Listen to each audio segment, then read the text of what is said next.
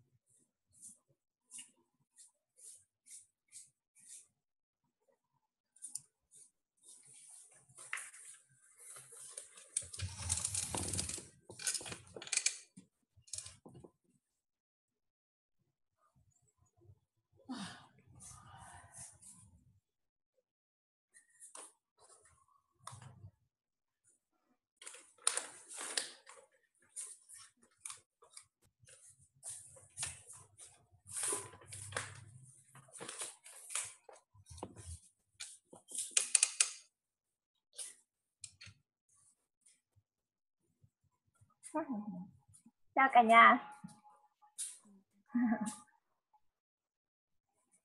Dạ, em chào chị. Vâng, được nghe thấy Hương không? Có chị ơi. Ok. Hôm nay mình không làm livestream nữa nhá. Mình chỉ làm ở trong này thôi cho nó thân mật. Ok. Tienes que cerrar eso.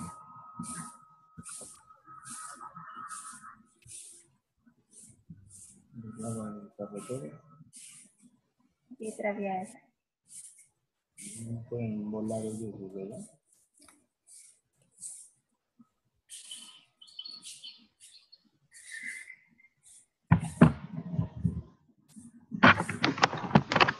Thế mình bắt đầu nhá. Thì hôm nay là chúng mình sẽ nói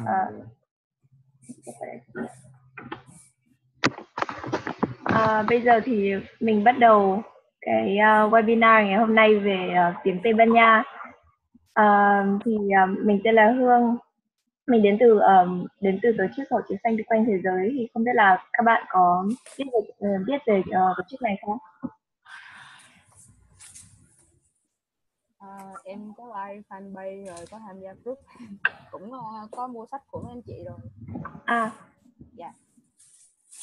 Rồi các bạn khác thì sao? Còn em thì em mới biết cái fanpage này cách đây 1 tháng thôi.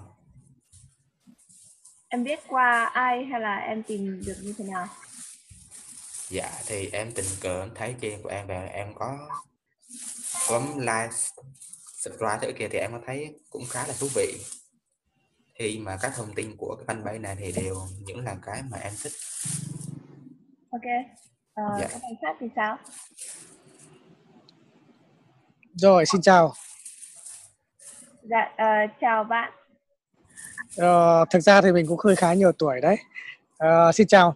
Thực ra thì mình biết cái này qua một cuốn sách Hộ chiếu xanh tình cờ đấy là hiểu sách về và đọc và thấy khá thú vị. Bởi thực ra thì mình cũng rất là thích cái phong cách như thế, thích trở thành một công dân toàn cầu và cũng hướng cho hai cháu gái cũng theo cái hướng đó. Và đọc sách này rất là thú vị vì cái quan điểm của các bạn trẻ bây giờ, và rất hứng thú để tham gia khi sau này theo dõi trên fanpage của Hội Chiếu Xanh, chỉ rất là cảm thấy thích thú với nó. Vâng, cảm ơn anh đã theo dõi Hội Chiếu Xanh. Của bạn Nguyệt thì sao em? Chị không nghe thấy em. Em hình như là chưa ấn vào cái chị không biết là em bị làm sao, nhưng mà chị không nghe thấy em. Em phải bật tiếng mới được. Bây giờ chưa được, em có thể tháo cái microphone ra không?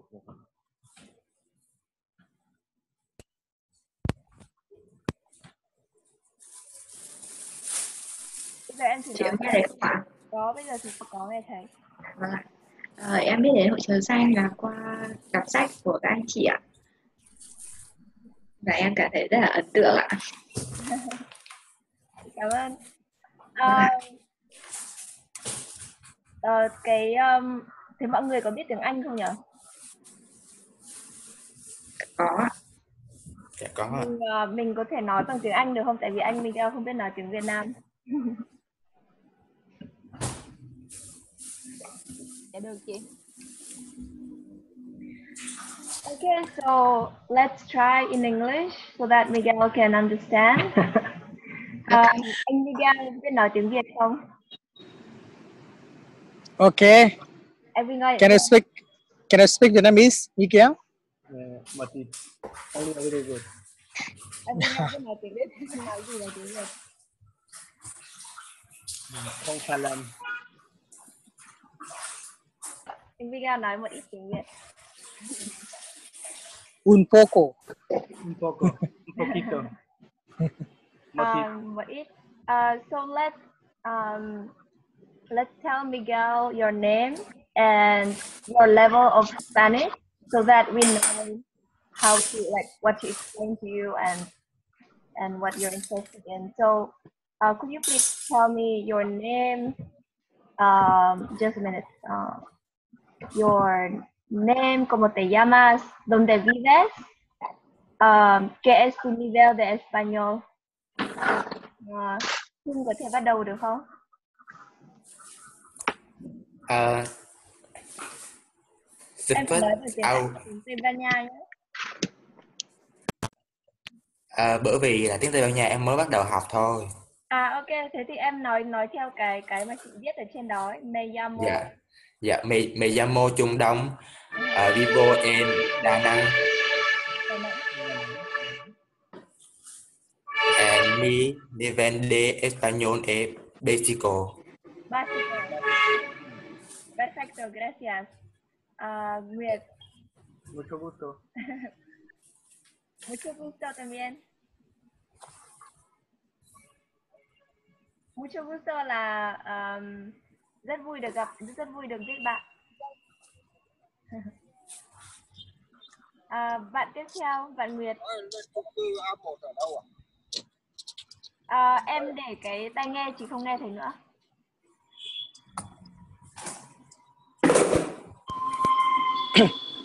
Me llamo Nguyệt, vivo en Hanoi. Mi nivel de español es básico. Mucho gusto. Nguyệt. Mucho gusto. Mucho gusto. Gracias. Anh Tuấn. Me llamo Tuấn, vivo en Hanoi. Mi nivel de español es básico. Mucho gusto. Gracias, Nguyệt. Mucho gusto.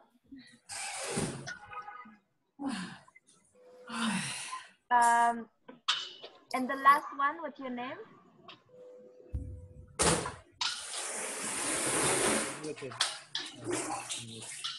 You're muted. Yeah. Lo siento. Me Okay. llamo Anne o María. Vivo en la ciudad de Ho Chi Minh. Mi nivel de español es básico. Mucho gusto. Encantado. Encantado. Bạn Xperia là ai nhỉ? Bạn có thể giới thiệu về bản thân được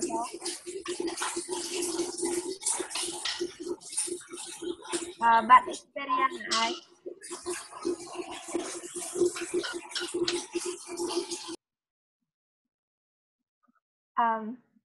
Bạn có nghe thấy mình không?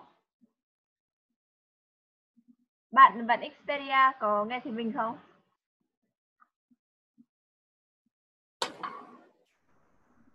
Trinh, em có nghe thấy chị không? Dạ có, em mới vô nên không biết gì, xin lỗi. Chào em nhé. Bây giờ là mình đang giới thiệu bằng tiếng Tây Ban Nha, thì là em có thể, nếu mà em không biết nói tiếng Tây Ban Nha thì em có thể nói me llamo là tôi tên là, xong rồi nói tên em, xong rồi vivo en là tôi sống ở đâu, mi nivel de español, xong rồi là cái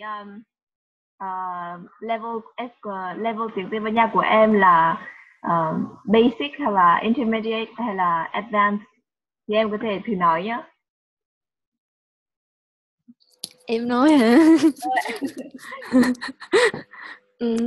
Me llamo Trinh Nguyễn, vivo en Hồ Chí Minh City. Cái này đang bị mất. Mi nivel de español es básico. Gracias. Gracias. Mucho gusto. Mucho gusto. King is one of team members of Hội Trường Xanh. Encantado. Hello. And Xperia, em tên là gì nhỉ? Em có nghe thấy chị không?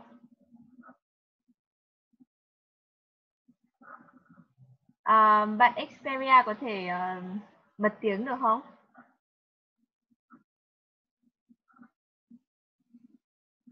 Không rõ là bạn có nghe thấy mình không nhỉ?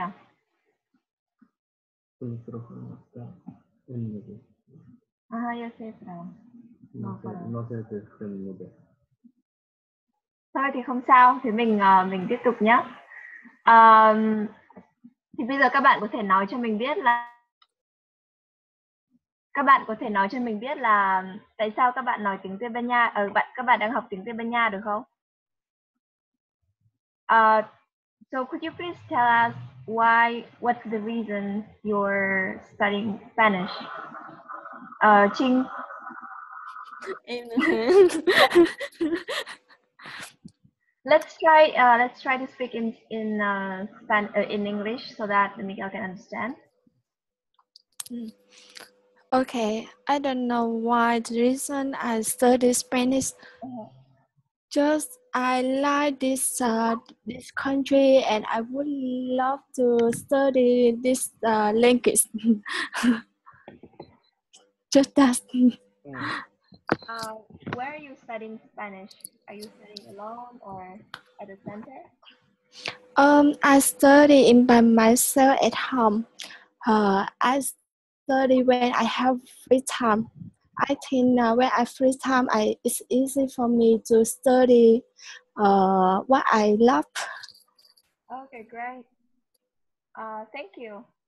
Anne, could you please tell us the reason you're studying Spanish? You have to unmute yourself first. Sorry. Lo siento.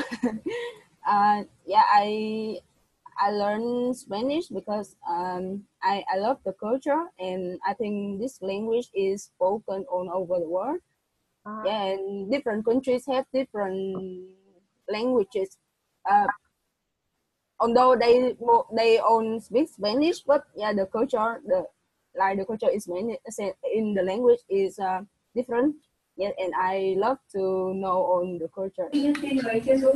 Right. Yeah, there are many different cultures. Okay. Yeah. Are you studying alone or how are you studying Spanish? Yeah, I'm studying at a center with a Mexican teacher, and teacher. Yeah, he's guide, and yeah, almost I will do the homework by myself, but I come to the class to speak to him and practice speaking Spanish. How do you find the Mexican accent? Do you like the Mexican accent?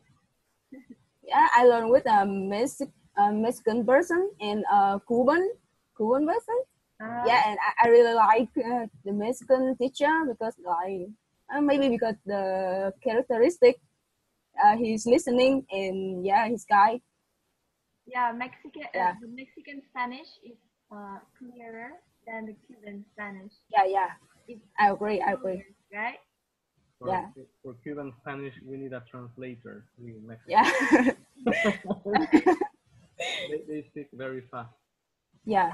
And they skip letters. Se comen las S. They skip S. Họ không nói cái S, người Cuba người ta không nói cái S ở đằng sau. Yeah. Thank you very much. Thank you. Có bạn mới tên là admin, không biết là bạn có nghe thấy Hương không? Bạn Chị ạ. Chào bạn tên là gì nhỉ? Xin chào. Em tên là Yến ạ. Yến, em có thể giới thiệu về bản thân được không? Em có thể nói một bằng tiếng Tây Ban Nha ở trên màn hình ấy. Là tên là gì, đang sống ở đâu? Em xin lỗi, em không biết nói tiếng Tây Ban Nha. Không sao, thì em nói tiếng Anh được không? Em nói được. Okay, let's try in English. I'm Yến. I am 20 years old. Now I'm a student in university. Where do you live? In which city do you live? I live in Hải Dương. Okay, great. Nice meeting you. Yes, nice to meet you. Have you started studying Spanish? No, I haven't. Okay. But you're interested in Spanish. You want to learn Spanish. You want to learn Spanish, right? Yes, I want to study Spanish. Okay. Okay, thank you for joining us today. So let's talk with Nguyệt. Nguyệt, could you please tell us the reason why you're studying Spanish?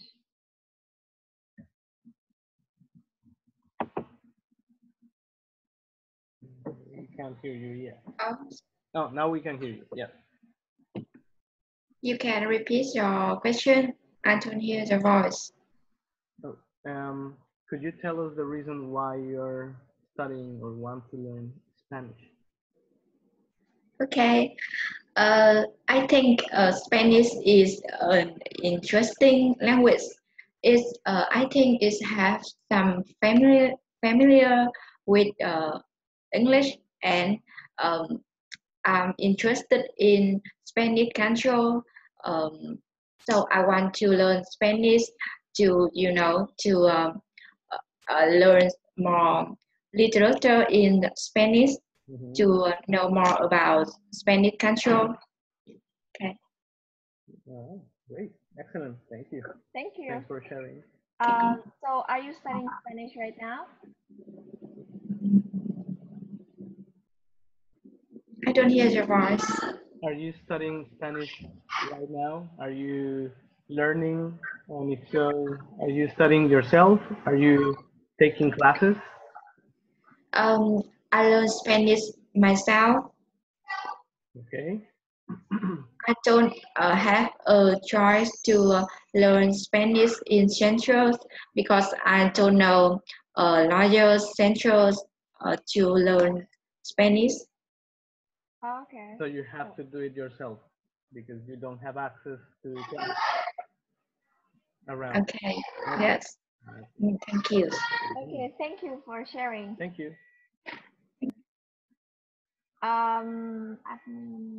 Bạn Trung thì sao? So could you please tell us why you're studying Spanish? Yeah, thank you for your question. The main reason why I study in Spanish is because the Spain is the most city in the world. I really want to come here, and the rule when I ask them for the visa is maybe easier than other country. So when I can come to the first country when I come to Europe is Japan, I can easier to get another country in Europe. Oh, And so you want to go to Spain? Yeah, Okay. and if I have a good skill in Spanish, I can go anywhere in the world I want because I have the English and Spanish, and that is two of the language that is spoken popular in the world. Yeah, I Yeah. agree with you because in the American continent, you just need Spanish and English, and you can go anywhere, almost anywhere with Spanish and English. Yeah. So yeah, do you want to go to Spain to study or to travel? Both of them maybe it's okay. Okay, thank you for Yeah. sharing. Thank you. Anh Tuấn, could you please tell us the reason why you're studying Spanish? Thank you. Actually, I love travel and explore new places and cultures. And I love to learn other languages, not only Spanish. I have learned English, Russian, French, Chinese, and now I started learning Spanish. So you know lots of languages already. Excellent. Yeah, Uh, I love to learn languages. Great. What's your level of speaking different languages, like the other languages? Actually, my English is I think it's advanced because I study my IMBA in AIT by English. Okay. Oh, And Russian, I just forgot quite a lot because quite a long time I haven't used Russian. And French, I think it's basic. so you're studying French and Spanish at the same time. Yeah, at the same time. Is it difficult to study both languages at the same time? Don't you get confused? I think it's easy, not confused, because I think it's better for me to study two languages at the same time. Okay, all right. Because, That's very interesting because when I was studying French and Portuguese, I already had a rather good level of French when I started Portuguese. But in the beginning of studying Portuguese, I did have a little bit of mixing Okay. between the two. If you wanted to find a word, I would think of the French first and the Portuguese later. That's why I asked, because they are two Romance languages, and for me, I mean, I speak another Romance language, mother tongue. I speak Spanish as a mother tongue, and I speak French. But when I was learning Portuguese, Okay. I would bounce between two Romance languages before finding the correct word in Portuguese. And I remember my instructor in university, my Portuguese instructor, was telling me off, was saying, "Why are you learning two Romance languages at the same time, Miguel? You shouldn't do that. Yeah. I mean, you're good, but you could be better if you were not confusing yourself." So that's Yeah. but I can see that in this case, since your mother tongue is not a Romance language, maybe they actually help one another when you learn them. Whereas in my case, I could have three in the brain, and then it would be confusing to try to separate them. Anyways, great. Yeah. Thank you. Anyway, Spanish is easier than French because Yeah, I feel. right? Yeah, I think Spanish is it's easy to pronunciate. Right. Once you know the rules of pronunciation, everything is set. You don't have to guess how to say it. Okay. Sorry, I can hear you. Oh, yeah, I was saying that in Spanish, once you know how things are pronounced and the rules and the exceptions, then you know how to say everything, even if you don't know what. Yeah, that's right. Right. It's easy. Mm-hmm. Okay. Thank you. Thank you. Gracias. Gracias. Okay, so in this webinar, I'm going to tell you some benefits of studying Spanish for the people who are starting to learn Spanish. So some people ask me like, why should they study Spanish? So I think the first thing is that Spanish is one of the most spoken languages in the world. It's the fourth most spoken language in the world with 470 million native speakers. Mm-hmm. And it's the second most learned foreign language in the world after English. It belongs to the Roman language family, which is an advantage as well because it's very romantic And expressive. yeah, very expressive. It's like French. French is the most like it's thought to be the most romantic language in the world. And besides that, Spanish is also very romantic, very nice to listen to, right? Very melodic and very flowery. It's very expressive. Yeah, very expressive. And then the next reason is the Spanish language is the official language of 20 countries in the world. So there's a big chance that you will travel to a country that speaks Spanish. And many of those countries have beautiful beaches and beautiful weather and very nice areas. So Definitely. Yeah, they are very, very beautiful. So here you can see that Spanish is spoken in Spain, and then in most of the countries in Americas. So even in Canada and in the United States, you can use Spanish. You can Get around. yeah, get around. You can get a job with Spanish, and then if you travel around Americas, most of the countries speak Spanish, from Mexico to Argentina, but only Brazil. In Brazil, they speak Portuguese.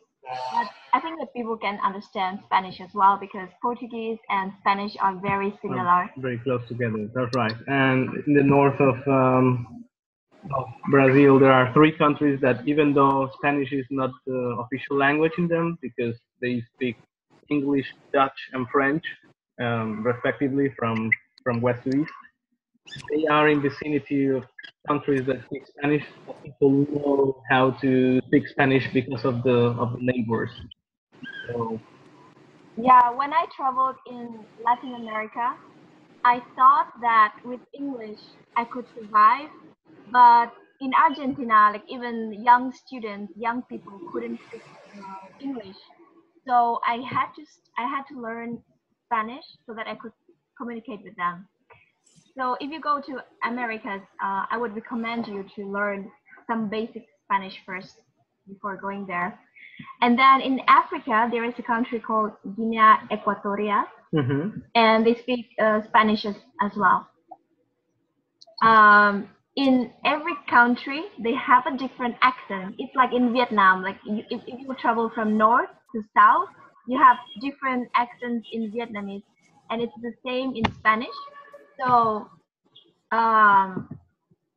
yeah, for example, here I prepared for you like 3 different videos where they speak different accents, different types of Spanish, so you can listen and then maybe you can guess where they're from. So the first one. El gran minuto. Javier Dávila, ¿qué tal? Bueno, con un poco de tensión, es una prueba difícil y agradezco a mis compañeros la deferencia y me encomendaré a San Isidro. ¿Qué dijo San Isidro? ¿Qué dijo? ¿Recuerda? Haré lo que pude. Haré lo que pude. Efectivamente. Esto lo aprendimos en uno de los programas de Javier Dávila. Javier, ya sabe usted cómo funciona el gran minuto, porque como ha dicho Ana... Can you guess where this accent is from? Which country? Maybe Spain. correct. Yeah, it's from Spain. Yes, it's from Spain. And what is the biggest difference between the Spanish and the Latin American Spanish? Yeah, I think I listened that they pronounce the C, the C letter by the. Correct. Yeah, they make a different sound for them. That's perfectly correct. Yeah. It's like the in English. Correct. Right? Yeah. Like the PH in English. So the Latin American Spanish is clearer to listen to because they say S instead of the. Yeah. We don't make any difference between those letters, so it's easier to pronounce, more difficult to spell when you hear it. So let's hear the second one.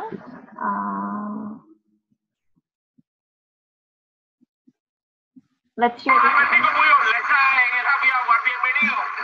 Gracias por estar en la hora feliz de América TV. Cuéntame, fue hace 6 meses que estás en los Estados Unidos, nosotros esperándote, pero ¿qué ha pasado en los 6 meses? Seguro que todavía no me he dado cuenta, ¿no? Que cada 6 meses está aquí, que va muy rápido todo. Sí, los días pasan. El teatro es un éxito, cuéntame. Sí, bueno, fundamentalmente ya yo concluí mi intercambio, mi manera de estar allá un poco con esta... So do you know where they're from? Any guesses? They speak very fast. I see the Cubano. Yes. Yeah, I see Cubano in the title of the video. So. Okay. Yeah, so you could figure that out. Yeah, exactly. I was thinking of that, and I didn't want to tell the audience, but yeah, I also saw it. Like, it says Cubano. Yeah, they speak very fast in Cuba, and they don't pronounce S in the end. So, for example, can you say an example? Los muchachos, the guys, right? Instead of los muchachos, they say los muchachos, because the S in the end of each word is practically skipped. It sounds like a hissing sound, like an H in English, a very soft H. So they speak fast and they skip letters, so they speak even faster, right? So los cubanos son muy alegres, instead of los cubanos son muy alegres. So yeah, they speak really fast. I remember I had a friend in Mexico who was a visiting scholar in the university, and he had another friend, also Cuban, and I had to ask one of them to translate for me the other one, because one of them had an accent that was even faster than what you heard here. So yeah, it's challenging. And the third accent, you can see that it's from Argentina. It's very different. You can listen to it. Hola, ¿todo bien? Bueno, espero que sí. Este video es para aquellas personas a las que les gusta el acento argentino. Yo soy argentina, vivo en Buenos Aires. Tomo mucho mate, como mucho asado, no escucho tango y digo boludo todo el tiempo. Así que, boludo, presta atención. Te sugiero que mires películas argentinas, que escuches música argentina, pero lo mejor que puedes hacer es... Can you hear the difference between the previous Spanish and then this one?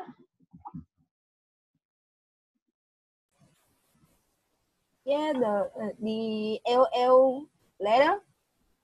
Correct. Yeah. Instead of pronouncing yeah, you pronounce like sh. Yeah, something like that. Like sh, yeah. Like an SH in English. Yeah, you know a lot of Spanish already. Yeah. And you can spot all those differences. Yeah, there are two countries that speak like that: Argentina, I'll say it in Spanish, Argentina, and Uruguay. Uruguay, los uruguayos also have this thing, this particular way of pronouncing the Y and the double L instead of a Y, make it a she. It's called sheísmo, and it's only in Argentina and Uruguay. So yeah, you will notice that's gonna happen. Yeah. Likely when you travel around the world and you meet people from either Argentina or Uruguay, you're going to think that they are from Argentina because of the accent, and then the guys from Uruguay are going to get offended because you didn't notice they were from Uruguay. But it's more emblematic and more noticeable to hear it from Argentinians.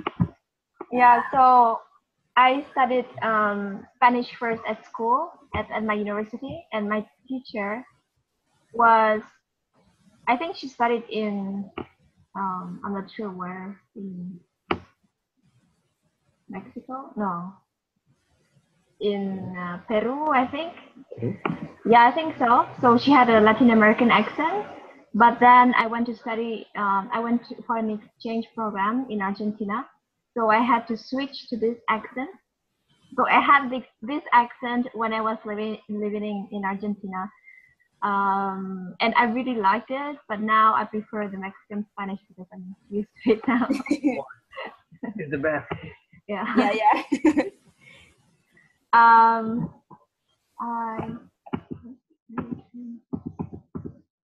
Yeah, so the next reason why you should study Spanish is because there are lots of opportunities for you to go on an exchange program, study at the university.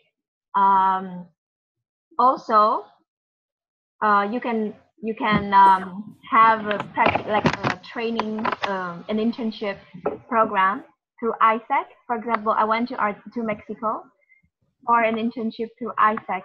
So do you want to know more about it, or do you already know about ISEC? Yeah, but you can always unmute yourself if you want to speak. Oh, that's right. Do you want to know more about ISEC?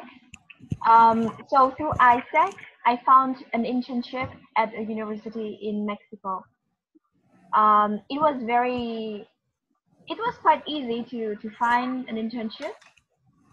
You just had to apply for as many places as possible so that you can be sure that you will find an internship. Yeah.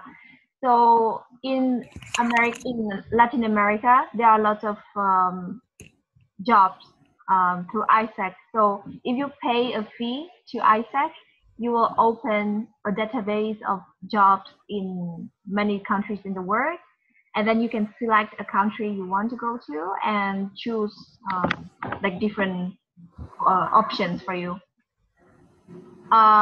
Regarding so the next option for you to work in Latin American country is, for example, if I'm not sure if there are many Vietnamese companies that have offices in Cuba or in different, like in other Latin American countries. So you can check, and then you can apply for the job, and then be transferred to the Latin speaking, the Spanish speaking country. And the next option for you is to apply for the Startup Chile competition. Do you know about it? Chile is the most advanced. Is it the most advanced Spanish-speaking country? Oh, it depends on in which metric you put it. In terms of GDP, Mexico is probably to be the largest economy in Latin America, but in terms of safety and certain social programs, perhaps Chile has it better than us. Yes. And, but in terms of economy size, Mexico is still larger. And Chile wants to attract companies to open their office in Chile, and that's why they organize lots of startup competition. So if you go to the website Startup Chile, you can apply for their program and then be selected. If you're selected, you will get a chance to work in Chile for 3 months or for a year. So it depends on the program. You can have a look at it because it's a very good opportunity for you to open a company abroad. Just practice the accent beforehand because it's pretty difficult. They can speak a little fast in the beginning. You'll get used to it, but in the beginning, don't get disappointed if you don't get it. Even I remember I met a friend, now a friend of mine, in 2010, and his accent was a little difficult in the beginning. So just don't be disappointed. Be patient. You'll learn that accent. Yeah, and there you can speak Spanish, speak English as well. That's right. Yeah. How I got to Argentina. So when I was studying at the university in Prague, in the Czech Republic, I really wanted to go abroad. So I was looking for different options around the world. And my Czech friend who was studying in Finland, sent me a link to a school in Argentina, and he told me to apply for it because they accepted exchange students. So I wrote to their university, and they responded back. They were very friendly, and so I applied for 1 semester. I got accepted, and then within 6 months, I went to Argentina. It was a very good decision because I learned Spanish a lot. I really improved my Spanish. It was also complicated for me because I went there. When I went there, I didn't speak a lot of Spanish, but because all my courses were in Spanish, so I had to, to improve my Spanish. I had to practice like every day. I had to read books. I had to talk with people on the street so that I could improve my Spanish. And that way, my Spanish got improved within 6 months of my stay in Argentina. So if you can, I would recommend you to go to Spanish-speaking country to practice, or you can join different meetup events, like couch surfing events or Airbnb as well, so that you can meet with Spanish-speaking people. For example, when I was in Hanoi, I met a guy from Argentina, and we practiced Spanish there as well. So there are many, I think that there are many Spanish-speaking people who live in Vietnam. So you can look for them.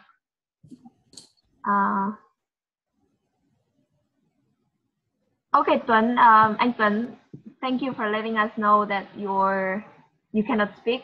No, that's okay. If you want, you can text us, and then we will respond to you. So the pronunciation. Do you want to practice some reading with Miguel? Some people ask me, for example, how to pronounce R or like R. The double R. Yeah, double R. Mm-hmm. So let's just like practice reading all the alphabet together, okay? So I will call, for example, Ching, you don't speak Spanish at all. So maybe you can start with the easiest letters. Could you please read the first line of the letter? Ching, are you there?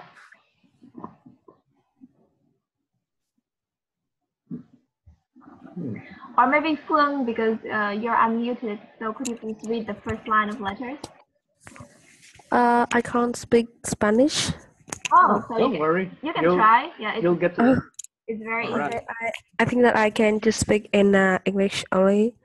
Okay, so I can give you examples of the letters that you're seeing there. So Spanish is a phonetic language. So whatever letter you see is pronounced in a certain way, and if it changes, it's because there are rules. But the rules are rather easy. So the easiest ones are the vowels. Like in English, it would be A, E, I, O, U, right?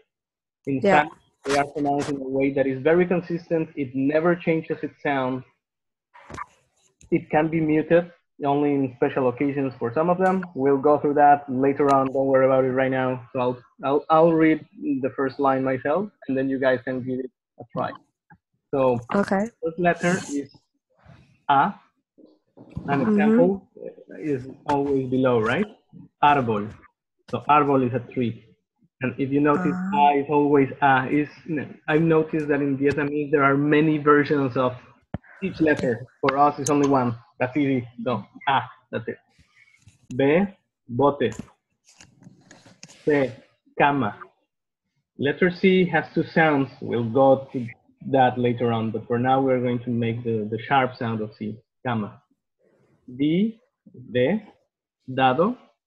E, estatua. F, foca. G. Yeah, I think I can hear it. Yeah. You can't hear me? Oh, all right. Where did you stop hearing me? I'm sorry? Can you hear me now? Yes, I can hear you. Okay, so again, A, árbol. Árbol. B, bote. B, bote. C, cama. Cama. D, dado. Dado. E, estatua. Estatua. I don't think I pronounced it right. Yeah, that's good. F, yeah, thank you. Foca. Yeah. Can you pronounce foca? That's an F and a C. You already know the two previous ones, right? So foca. It can be very funny if you are in an English-speaking country and then you say foca because they are gonna believe you're saying it, but that's fine. That means feel in English. Okay, guante.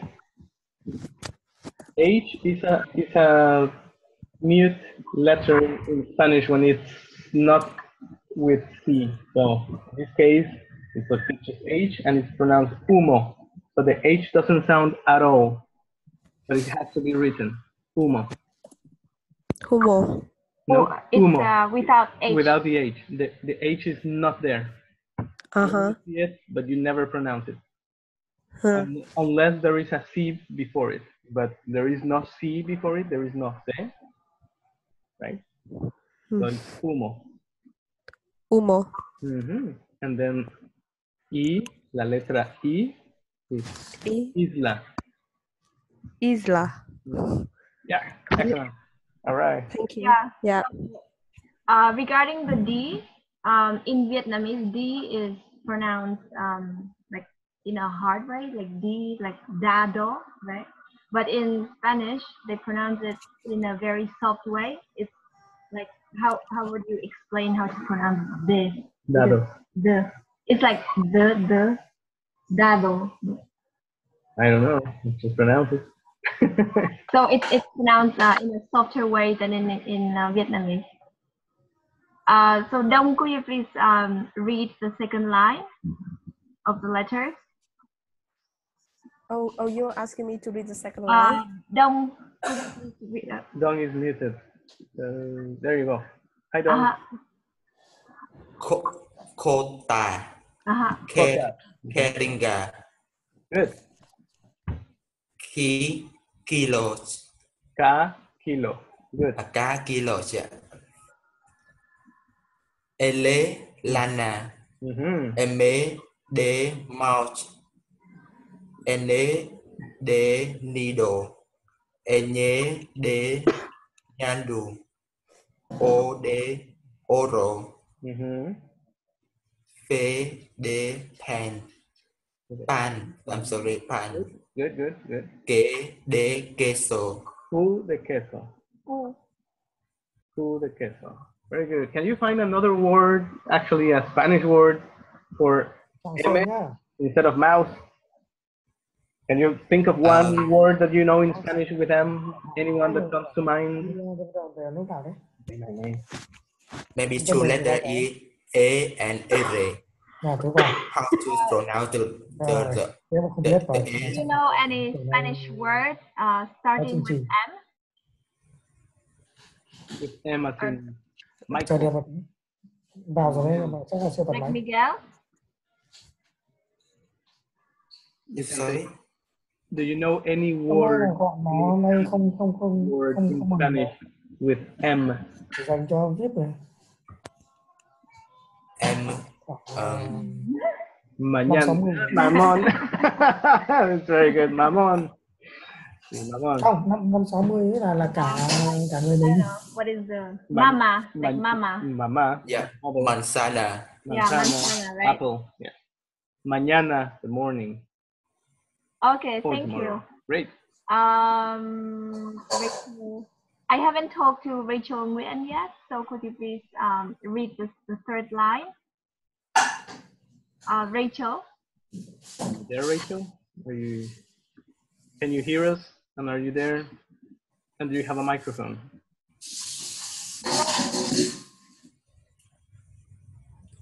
Could you please unmute and read the third line?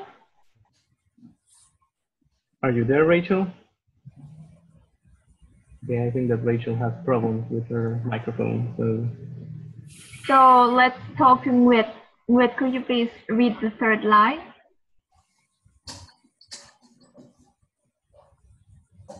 You have to. There you go.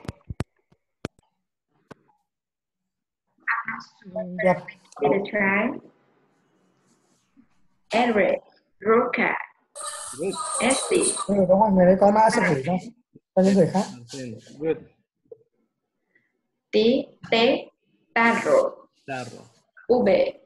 Cái này tiền là cái này có thể là nếu mà mua phí như là có thể đến 1.000 người này. Ventana. Correct. Correcto. I don't know. W. It depends on the country where you are at, how you call the next letter. So the English letter W in Latin America is pronounced is called or is named W, W, W. Pero si estás en España, if you're in Spain, they call it W. So it depends where you are, you're going to hear two names for it. And it's not a natural letter in Spanish. It's adopted from the English language. So mostly you will find it in Anglicisms, in words that have become part of Spanish, but they were originally English. Whiskey, walkie-talkie, walkie-talkie, whiskey, Walkman, right?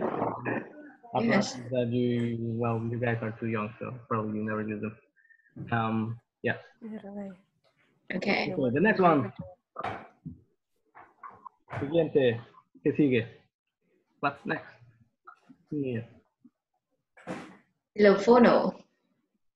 Xilófono. Yeah, the X, the letter X is also, that is one of the difficult ones in Spanish.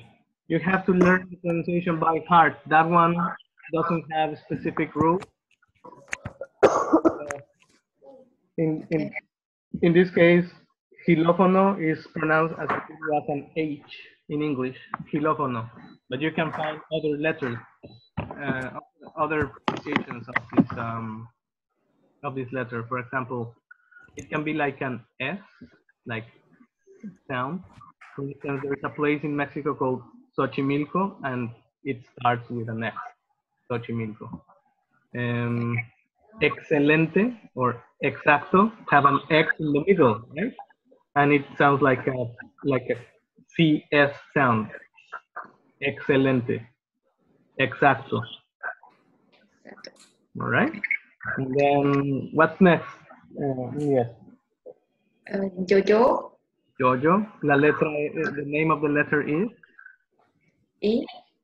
E. Or to make the difference between E for isla and E for Jojo, you can say E Latina for the I, right? Like E Latina is the one that follows the H, and Y is the Y letter, right?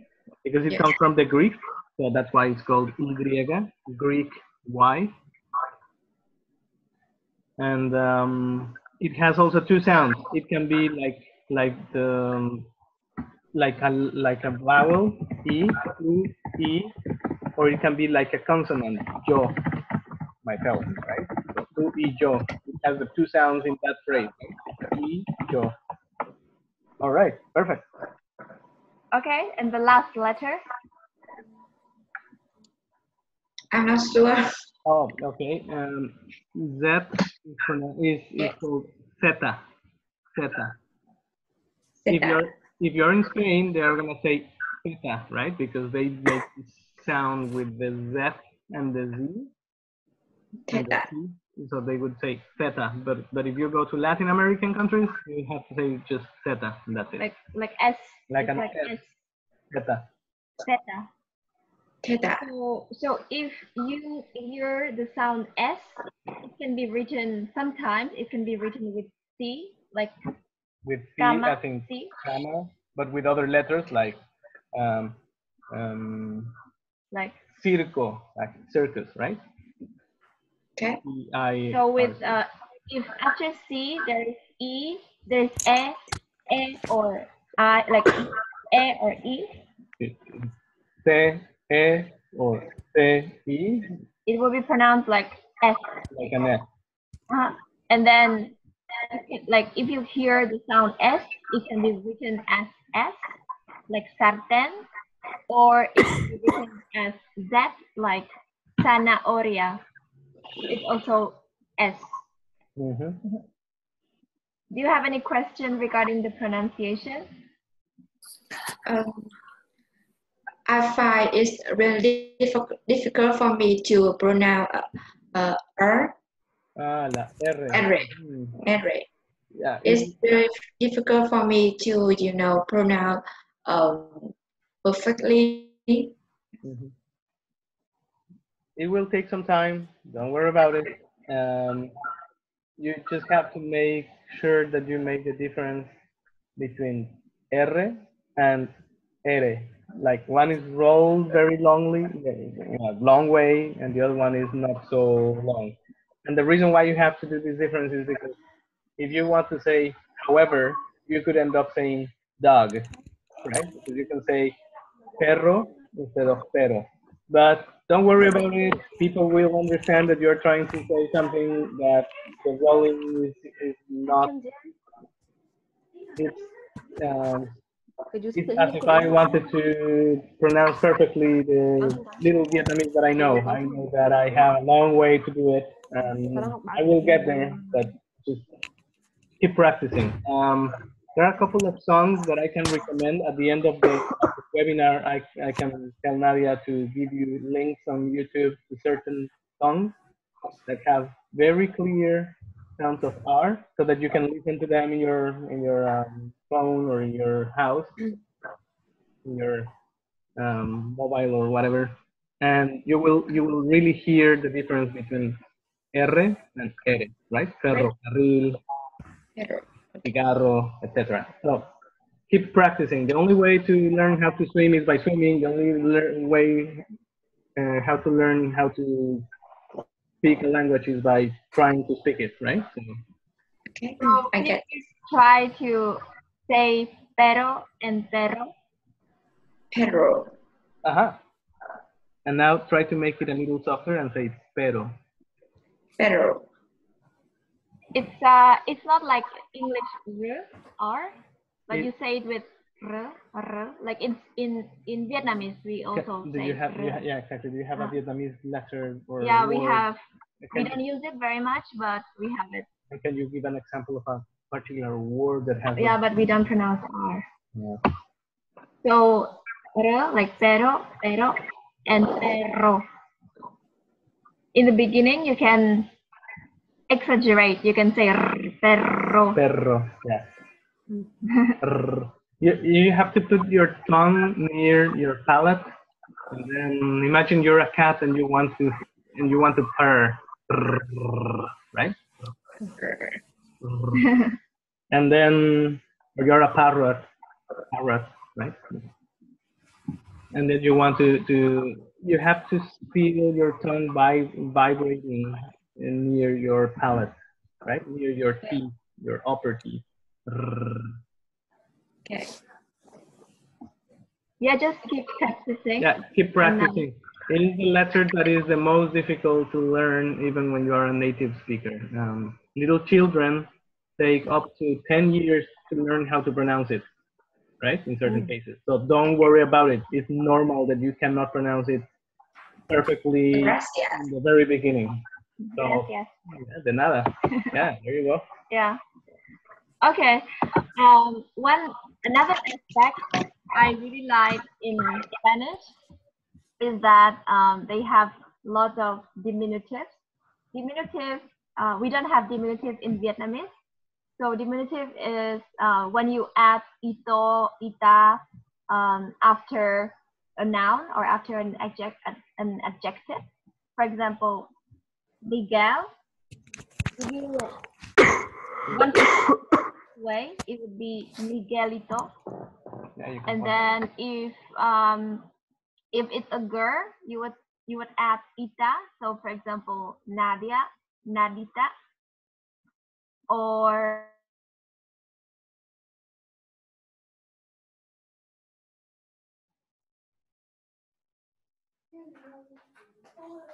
It was you are on mute. You on mute. You are muted. Oh. I can hear. Yeah. Oh, sorry. So you didn't hear. Yeah. So let's talk from the beginning. In Spanish, what I like about Spanish is that they have lots of diminutives. Diminutive is when you add ito or ita after a noun or after an adjective. So for example, Miguel, Miguelito, or Nadia, Nadita. So if you want to call, like if you want to, it's used to It's used to make things smaller, yeah, or things cuter, nicer, more tender or nicer or in a lovely or caring way. When you talk to someone with love or with care, you tend to make it smaller, right? Because it's like a tiny little thing, right? Yeah, so it's very cute. Like when you say, for example, you can call your name as well. Like for example, Nguyệt. Miguel would say Nguyệt Sita. Mm-hmm. So right. Nguyệt, Dong Sito. Mm-hmm. And what I like about Miguel always call me con mèo cái Sita. That's right. Gatita, little cat, right? Yeah, because gato, gatito, gata, gatita. Yeah, Everything. I find it like very cute. He mixes Spanish and Vietnamese together. So yeah, like ito, ita is what makes Spanish very cute and very. The next aspect that I like about the Spanish and the Latin American culture is that they have a very diverse culture. They are very lively, very passionate people, so they like dancing a lot. For example, here you can see 3 dances. The first one is tango. It's very popular in Argentina. Like on the street, you can see people dancing. Like everywhere on the street, like even though they don't dance very well, but they don't mind people watching them. The second one I think is bachata. I'm not very sure. Well, from that movement we cannot tell exactly what it is, but yeah, there are different rhythms and different kinds of music from different parts of Latin America, right? And Iberoamerica, which means Spain, Portugal, and all the Latin language Americas, right? From Mexico all the way to Patagonia, right? To Argentina. Yeah. So, yeah, the one that is perfectly identifiable in pictures is tango because of the specific movements and ways of moving the body and making the frame that you can see in that couple, right?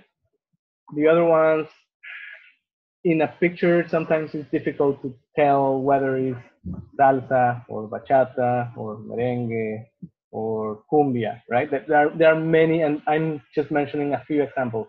But if you have a chance, watch videos of how people dance. You will also hear how people pronounce certain things in their songs. Some are, of course, clearer than others, but it's also a very fun way to learn how to say certain words, get the lyrics of the music, and then you will be able to say like, oh, this is what they are saying, and then you hear it again, and you'll actually be able to tell what they were saying, right? It's the same in all languages. When you learn them, if you have the lyrics, you'll learn more words, and it's more fun. Yeah, and Latin people are taught to have like dancing, like had rhythm in their blood. But it's funny because Miguel learned how to dance salsa in Canada. So he didn't know how to dance salsa in Mexico, So but he went to. I didn't know how to dance salsa when I was in Mexico. He went to Argentina to study, and then he started learning salsa. So, but I think he's Canada. To Canada, and he's a very good dancer. And I really think that they have it in their blood because they don't mind what other people are thinking about them. So, for example, Europeans, they may dance, they may know how to dance, but they are very shy, so they wouldn't dance in front of people. But Latin Americans would dance even though they don't know anything, like any rhythm, like any step. So they are very like fearless. Yeah, fearless, and they would be able to dance like in front of many people. So this is also what I like about Latin Americans, that they extrovert. They are extroverted. They are very sincere, very extroverted. So this is also the aspect that I like about Latin people and Spanish people in general, because they are very positive. They are always happy, even though their economic and political situation in their country is not good. But they always try to find positive things about life.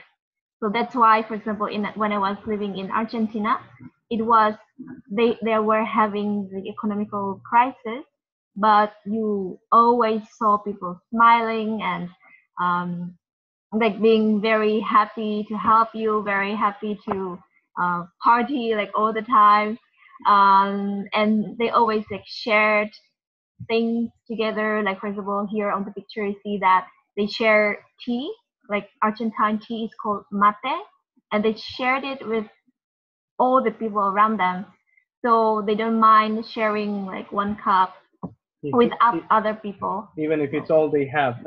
Something that really in general makes Latin American or Ibero-American people distinguish from other countries. In general, I mean, there are other cultures that are the same. When I was in Vietnam, I noticed this as well. I did notice this similarity between Vietnamese people and specifically Mexican people, because I'm from Mexico. They will share whatever they have with you, even if it's all they have. They don't care if they end up not having anything afterward. If they have one bowl of rice and a little bit of meat, they will give it with the heart. You know what I mean? Like they will offer it to you and they want to share it with you. Latin American people are that way. Recently in September, there was a very bad earthquake in my country, and you could see people really like, I mean, I'm remembering what was happening. It was very, very nice to see that the people were helping each other, regardless of race or economical status. They were trying to help people get out of the crumbled buildings. We are also very expressive in our community. So we are people that have a very good connection with our heart. And seeing people suffering in my country was very, very bad for me. But I'm also happy that I could see that people in my country are very sorry. They are very there's a lot of solidarity. So regardless of the political turmoil or differences that are ravaging my country and that people don't get along in the politics, the people themselves, they were very, very kind to one another. And without even having to organize anything, after the earthquake, people just got in line and started to help one another. So that kind of solidarity, that kind of sharing way of being is something very rich of your country. Yeah, right. Like Latin people, like, or Spanish people as well, like they are very sincere. Like they always say what they think inside, so they don't hide their feelings, they don't hide their thoughts.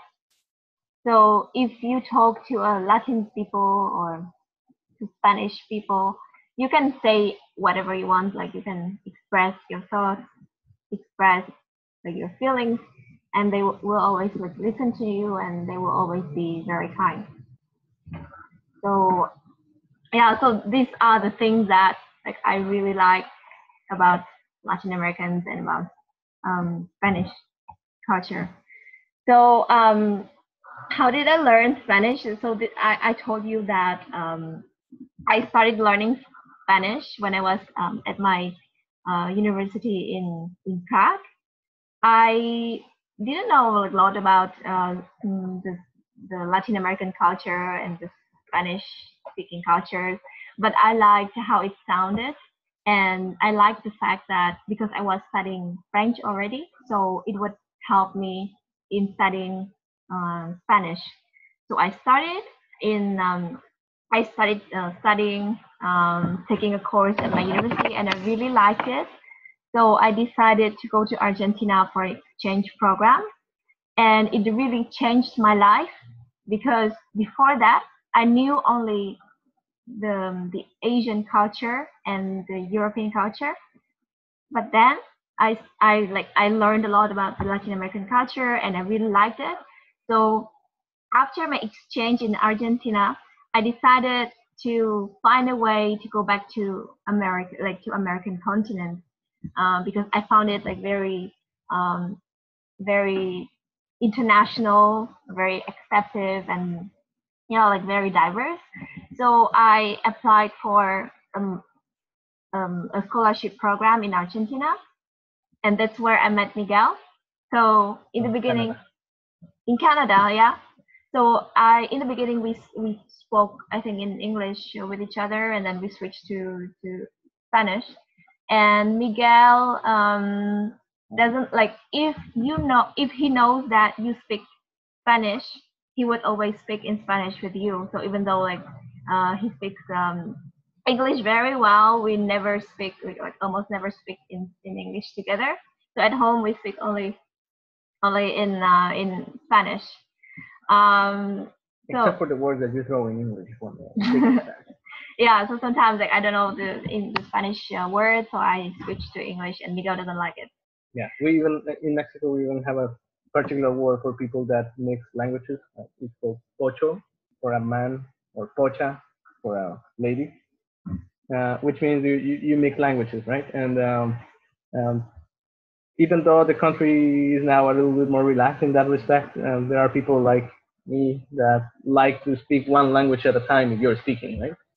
So I kind of pull Nadia's leg and tell her like, oh, you are pocha because you are mixing languages. But it's yeah, cute. Pocha in Vietnamese is like mất gốc, tại vì so yeah, so sometimes, for example, if you live abroad for a long time, you tend to forget your culture, forget your language. So pocho is like this. Pocho is like the person who doesn't speak well, a good Spanish, because he mixes English words with Spanish. So yeah, so let's not try to be pocho. You can be in the beginning, but yeah. when you have a certain level, you won't have to use any foreign words.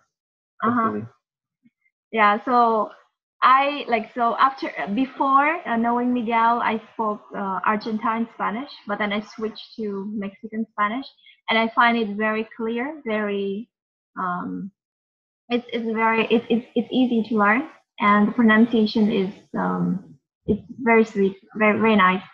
So now I think I don't have a specific accent. Like I don't have like a Mexican accent or Argentine accent, but I have like a general accent. You have a Nadita accent. Yeah. Some people ask me like how they should plan their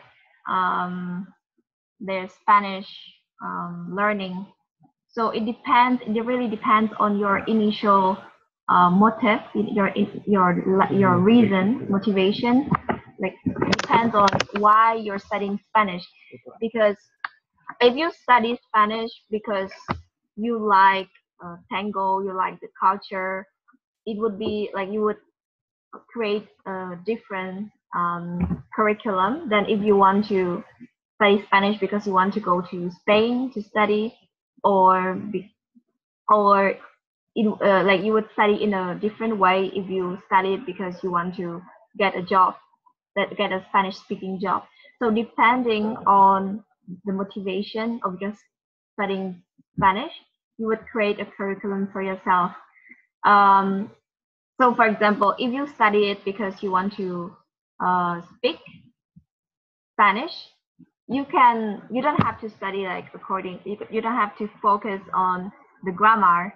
You can for example, now I'm studying Chinese, and I'm not studying with a book.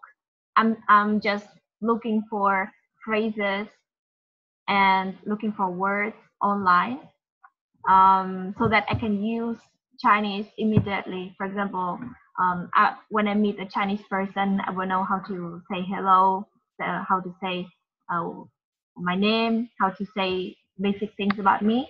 So it depends on why you're studying Spanish. You would create a curriculum for yourself.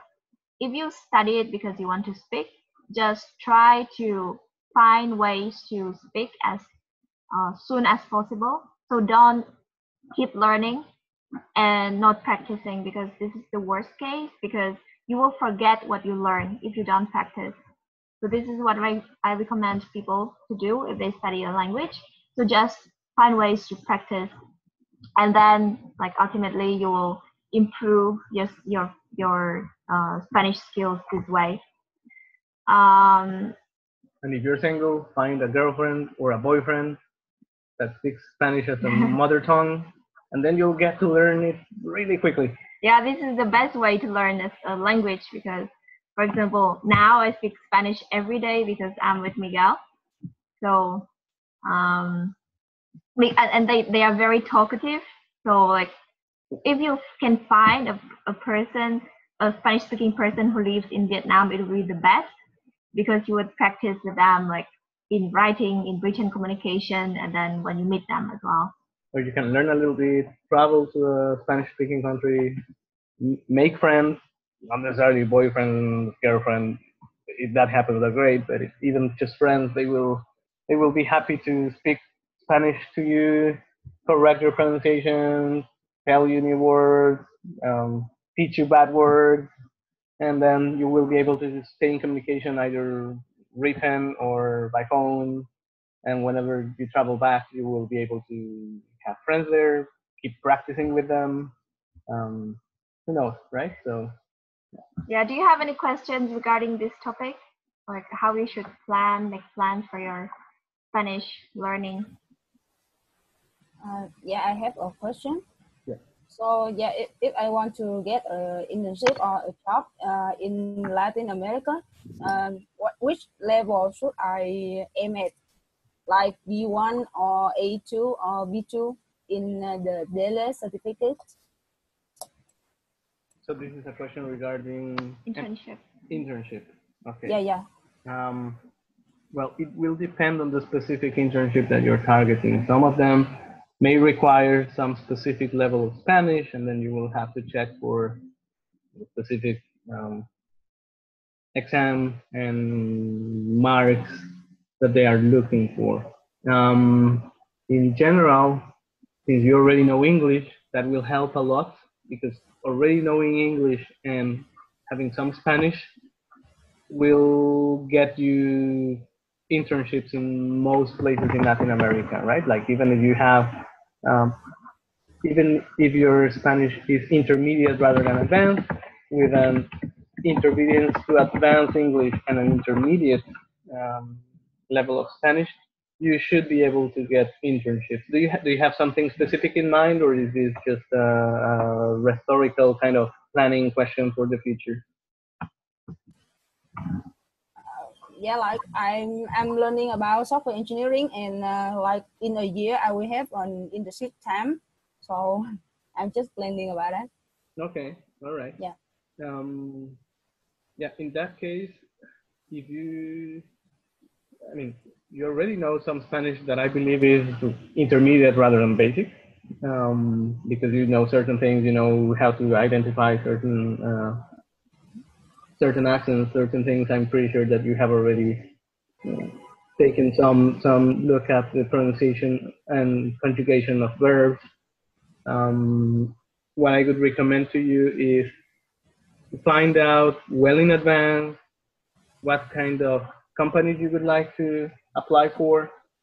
Check the requirements for even for past internships, so that you check what has been asked from candidates in the past in terms of Spanish language, and then you can prepare yourself for knowing where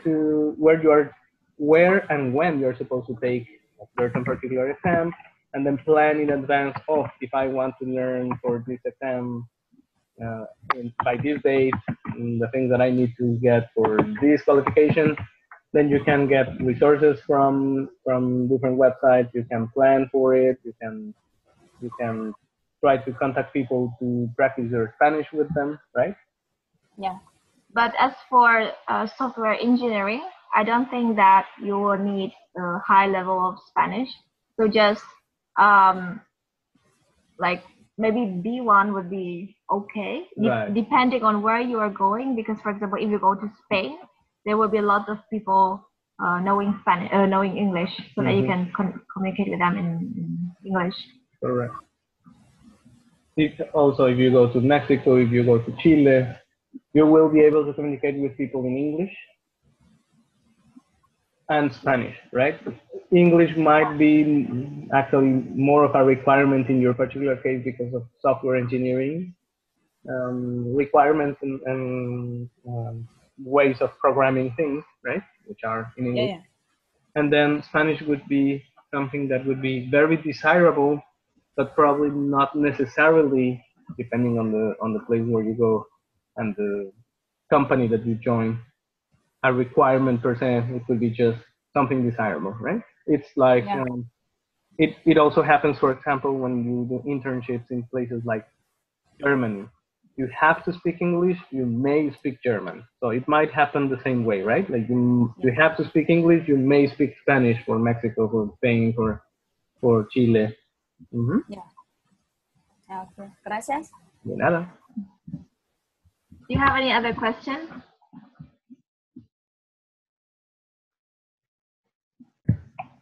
Maybe Dong, you're planning to go to Europe to stay. So do you have any questions regarding Spanish learning?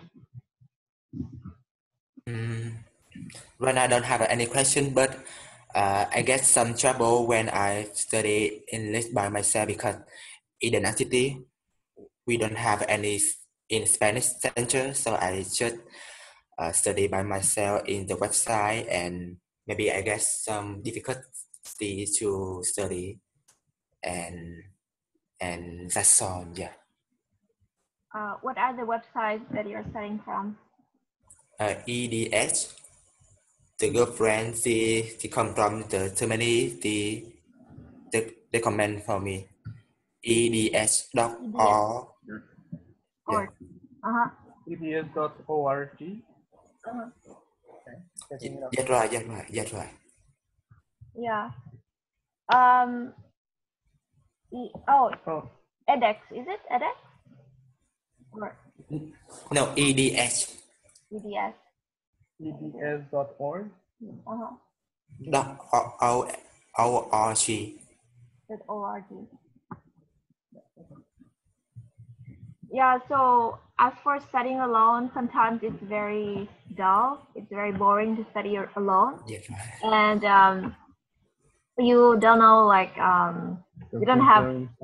Huh? Is there pins here in Spanish? We could also talk with that for the hearing. Yeah, so for Miguel is studying Vietnamese with Pimsleur cities. Do you know Pimsleur city? I can show it. Like, oh yeah, you can bring it. Yeah, we're gonna show you. Okay. There's a method for the hearing practicing, right? So even though the grammar is not thoroughly explained there, is not explained in detail, you can, the few phrases that I know in Vietnamese, right? Like chi cha hoi, phu chang tina do, and things like that, I've learned with this, right? Like, so I probably have a terrible accent, but at least people will understand me on the street in Hanoi, and they will point me to Pho Chang Tien, right? So yeah, so Pimsleur is a very good way to start learning Spanish because it's fun. I think it's very effective because in the beginning you don't need to study all the grammar. Like, just start with conversation. It will be like, I think it's better. It's a more natural way to learn because that's the way you learn your own language. You started learning by hearing, and then you got to learn the rules.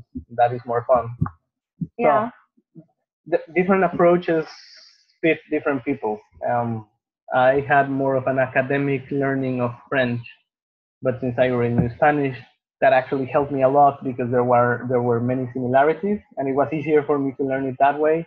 And then start with a combination of hearing, speaking, and grammar all at the same time, over and over for 3 years, every day, 2 hours a day for 3 years. That made me speak French, right? So, but there are people that are more comfortable with hearing something than saying it a bunch of times and then learning why they said it that or this way with the grammar. For some people, that is more fun. Right? So in this case, Vietnamese is more fun for me that way because if I wanted to learn the grammar of Vietnamese, probably I would, get stuck or have a lot of questions if I was on my own. Yeah, I recommend you to mix different materials together. For example, you can practice reading comic books first because it's easier. It's easier for you. For example, Mafalda is from Argentina. It's a very famous comic book in Argentina, and her Spanish is quite understandable. So you can Google. You don't have to look for the book, but you can Google Mafalda, and then you will read, like you'll find Argentinian Spanish. Yeah, and I think it's a fun way because you can read easy Spanish and then you can understand it.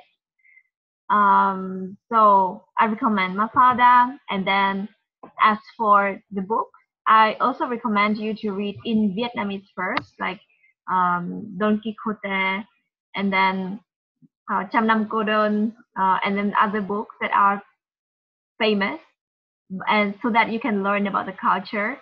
Because I think that mixing, like studying language, should be also connected with studying the cultures. You cannot separate these two elements.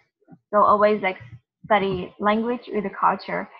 I don't know if in Vietnam you can find Spanish, like books in Spanish, because I tried to find them but I couldn't. So I don't know like how you can find books in Spanish. Do you know, like, do you have any sources of reading books in Spanish? Are there books in the library or? No. Okay. I only have some paid sources of reading books in like online, but you can always find, for example, if you Google news, Euronews. Euronews is one of the good sources like to learn languages, because they have news in different languages. So for example, if you know English already, you can compare English articles and Spanish articles. I don't know why I cannot open here. My computer doesn't know Spanish. Yeah, here, for example, if you switch to Spanish, the same articles will appear, but in Spanish, so you can compare the words. And then the next, another way to read in Spanish is on Wikipedia, because usually the Wikipedia has lots of pages in Spanish, in English, so you can compare, in Vietnamese as well, so you can compare the versions and you can compare words. This way you can also contribute. You can also write articles in Spanish as well. So this is like, these are some of the ways to practice Spanish. Regarding the culture, you can read Lonely Planet books. They have very detailed description regarding like each of the countries and of the regions. So I think that at the libraries you can find books, like you can find Lonely Planet books, and then you can read about Latin American culture. Also, you can follow Spanish-speaking people on Facebook, or you can Google different articles about Latin America or about Spain, because like on Google you can find almost anything nowadays, right? So just try to mix different ways of learning so that it's not boring for you. Regarding the like watching movies, I think the first link is it's fun, because there are videos for different, like for people who are speaking Spanish at different levels.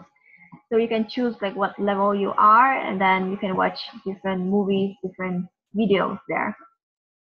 The next line, Eres tú Maria, is like a movie. It is a movie in Spanish, but with subtitles for people who are learning Spanish. So it's understandable, and it's I think you will like it because it has a storyline, an interesting storyline, so you can follow the story, and then you can also improve your vocabulary. There are lots of telenovelas, lots of film series in Spanish. There are many very famous. Do you know, like, would you recommend like any movie series for them? Okay. There are movie or TV series. I would recommend if you're starting to learn Spanish, if you can find some with subtitles in English, that'd be great. And in terms of accents, I would say that Mexican accent and maybe Colombian accent are the clearest you're going to find, and the slowest, or the nicely paced accent. I can make a list of movies that I could recommend, and maybe we can share them. Yeah, we can send you the links. So you don't have to be, writing down a bunch of names that I'm gonna say right away. Yeah, and then you can also watch TV channels online. For example, for Telemundo, Telemundo is an international channel. So you can open their website and watch videos. I'm not sure if they have live TV, but they have videos so that you can watch. And Euronews as well, because they also have videos in different languages, so you can compare different accents, different languages together. So I think it's a very good way to start watching movies and news in Spanish. You can also watch video on demand from cultural channels. Specifically, I know one from Mexico. It's called Canal 11, Channel 11, Canal 11, and they have a bunch of programs online. You can watch either short videos, or you can watch a whole series with a bunch of episodes if you want to, right? What I haven't checked, but I can double check right now, is whether they have subtitles. I don't need them. I never look for them, but I can check that out, and we can find them. There are other cultural programs that are fun to watch. I mean, they are cultural, but they are fun in the sense that there are contest games in Spain. There is a very famous one, very fine, very nice, very entertaining. It's called Saber y Ganar. It's from TV Española, and it's a really good program. You're gonna learn a lot, and you're gonna learn Spanish. And they do have subtitles, that I know, because sometimes I do need them because they're from Spain.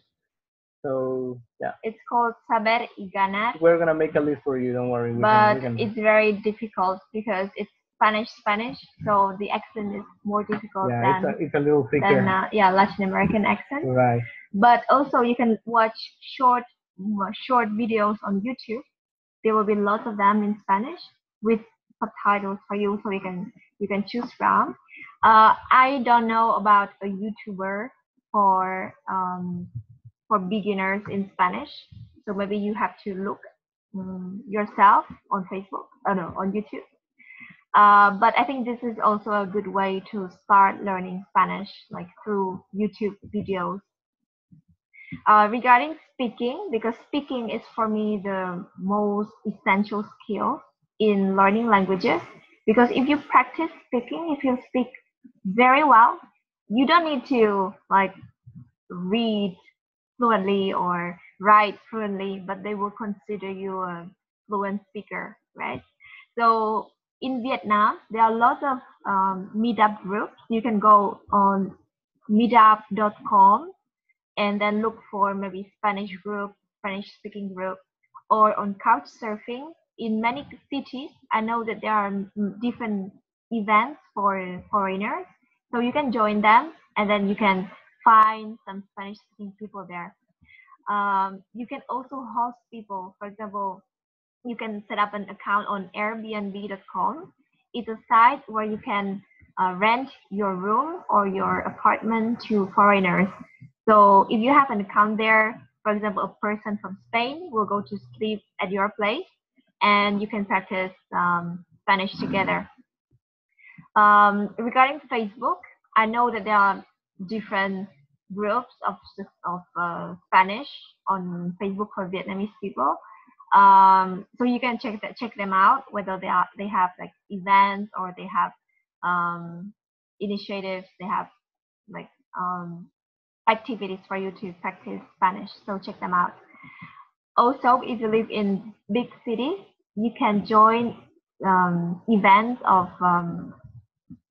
consulates and of embassies, but I'm not sure if you'll find it at your place. Regarding writing, I recommend you to find pencils on different websites. So I just recommend you one, which is pencilword.com, but there are many of them. I found it a very good way for me to practice my French and my English, because when I was studying at high school, I had lots of pencils from all around the world. So I just went to the website and signed up, and then started texting, sending emails to people in different languages. So I think this is a good way to practice Spanish with foreigners. And also, like, if you, for example, if you need to write an essay in Spanish and you don't have anyone to correct your essay, go on lang-8.com or correctmytext.com, and then you can enter your text there, and a native person will correct the text for you. So these are two of the websites that I know that correct text for people. So you can try them out if you need to correct your essays or other writing. Another way to practice your writing is writing diaries. When I was at high school, I wrote diaries in Czech and in English every day, and that way I always had to check up new words, and then I always had to like find ways to express myself in other languages. So I think this is also a very, very good way to practice your Spanish, because like you can start with writing very basic things like, today I ate banana, today I ate at 8 o'clock, today I went to school, something like that. And then you will start accumulating your words, the words in Spanish, and then day by day your language will be improving. So I think it's a very good way, like, to practice writing.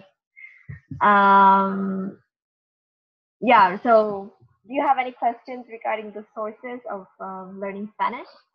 I just sent Nadia over Facebook a few links for on-demand and live broadcast of documentaries, programs, and series from two very nice sources in Mexico, the two largest universities, UNAM, National Autonomous University of Mexico, and the National Polytechnic Institute of Mexico. Both of them have very good, nice, fine programming. You can take a look at them. Some are even, if you want to, for example, do your exercises at home and do yoga or training or cardio workout, you can do that with Spanish videos, right? And then you will learn certain words and you will know what they mean because you're gonna see how they move, right? So like brazos, piernas, like legs, hands, arms, etc. You're gonna learn something and do something fun. Yeah. So do you have any questions for us regarding like whatever you want regarding Spanish? Nguyệt, do you have any questions? Nguyệt, do you have any comments or questions? We saw that you were kind of trying to say something, I think.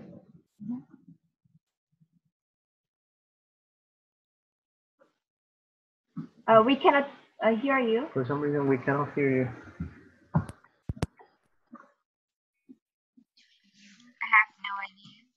Now we can hear you. Now we can hear you. Great. Any questions? Any comments? Do you have any questions for us?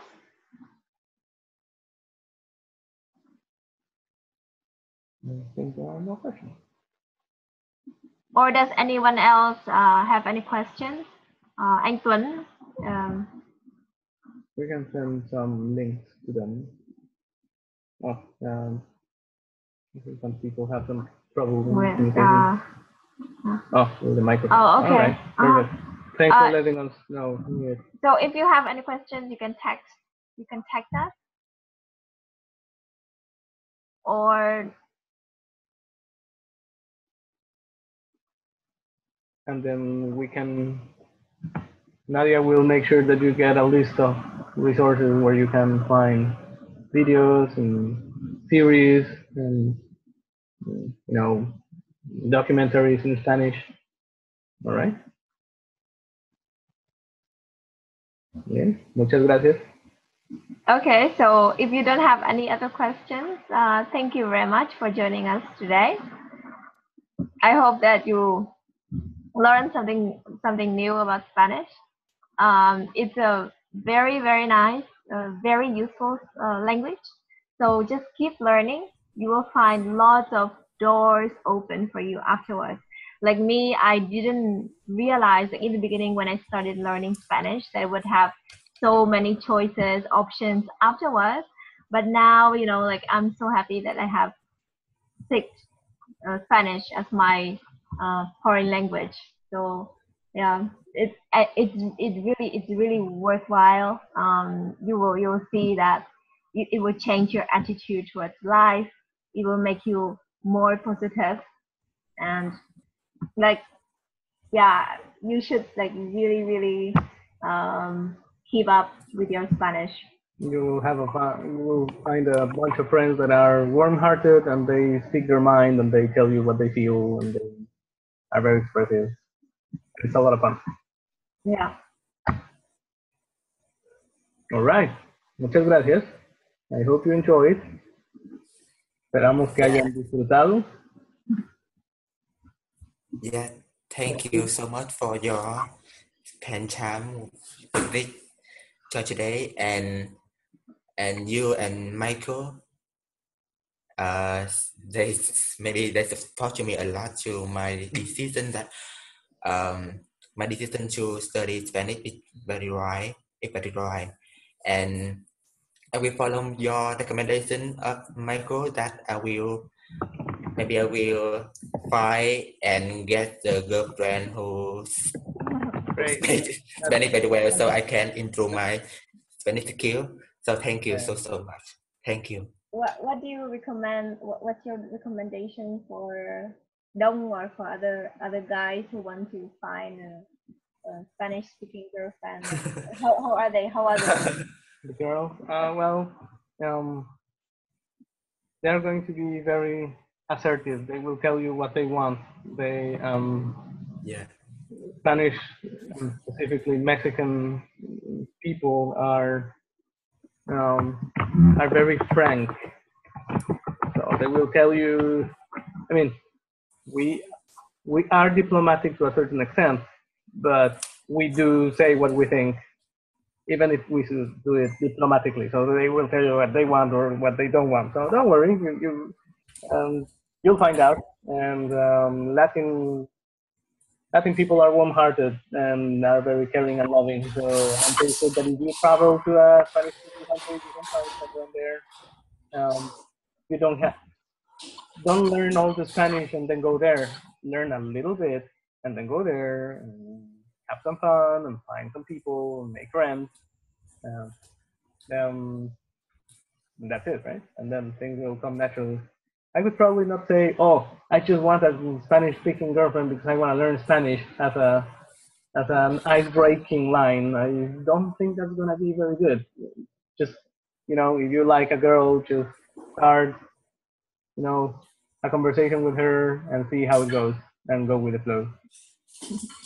All right. Yeah, thank you so much. And I'm just kidding, and thank you for your sharing to me. Thank you. Yeah, you're very welcome. De nada. Yeah, gracias. Gracias. De nada. Mucho gusto. Yeah, all the best with your internship intention. I hope that you'll find a good internship. I think that your field is very in demand nowadays. It's very hot anywhere in the world. So just just find a good company and then apply for it. Yeah. Thank you. You can send us Facebook messages or something if you think of any question that you didn't think of now, or that you come up with later, and it's like, oh, if I had asked Miguel this, that would be great, or oh, if I had asked Nadia this, right? So just feel free to message us. Yeah. And anh Tuấn, do you have any questions or comments? I'm not sure you can speak. Maybe you cannot speak. Okay. So thank you very much for joining the webinar today. It was more like talking, not very. But I hope that we got you motivated in studying Spanish. And we hope that you learn something new, and you will get new resources, hopefully, with the links that we're going to share with you. Yeah, and then if you want to practice Spanish, just send Miguel some text. Yeah, that's right. Oh yeah, I can correct your text.